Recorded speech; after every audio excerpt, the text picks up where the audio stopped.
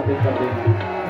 सत्य प्रथम सत्य परम त्रिसत्यम सत्य योनिं निहितम च सत्ये सत्यस्य सत्यमृत सत्य नेत्रम सत्यात्मकं त्वां शरणं प्रपन्नाः। भगवान सत्यनारायण की बड़ी स्तुति करते हैं। इधर आज देवकी और वसुदेव के बीच में क्या हुआ? भगवान चतुर्भुजी रूप से भगवान प्रकट हो गए। पूरे चतुर्भुजी नारायण भगवान की जय।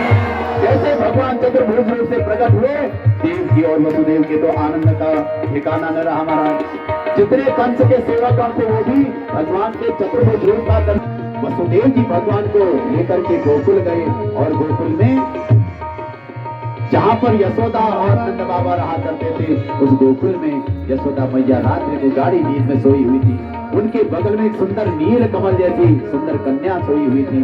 उसको लेकर के वसुदेव जी आ गए और भगवान बालकृष्ण को वहीं पर सुला करके वसुदेव जी आने लगे।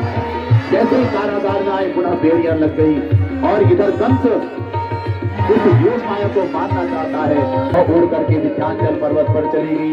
बोले शेरा वाली मैया की जय, बोले भगवती मैया की जय। और इधर योग माया ने कहा, रे दुष्ट पापी कंस, तू मुझे क्या मारेगा? तुझे मन और पैदा हो गया। अब तो महाराज कंस कि मेरा काल कहीं पैदा हो गया। लेकिन इधर वसुदेव जी ने भगवान को गोकुल में छोड़ा है। सुंदर भगवान बाल कृष्ण की झांकी का हम दर्शन करते हैं। बोले बाल कृष्ण लाल भगवान जय हो।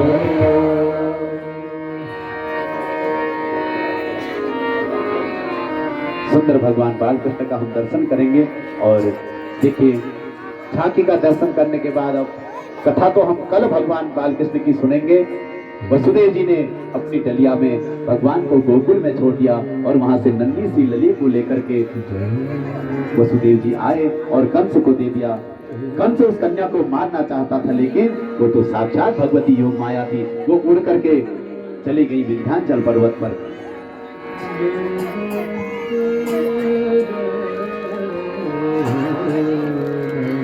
बोले बाल कृष्ण भगवान की जय।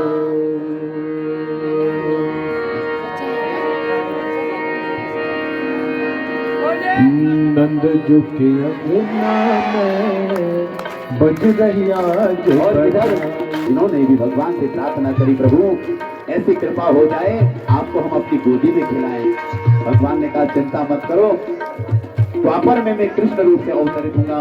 वहीं तुम यशोदा और नंद बनना, वहीं मैं तुमको ये वात्सल्य का सुख प्रदान करूंगा। नंद बाबा के घर में एक दिन ब्राह्मण आए, उन्होंने आशीर्वाद दिया, नंद बाबा तुमने हमारी खूब सेवा करी है, इसलिए जाओ हम तुम्हें पुत्रवान होने का वरदान देते हैं।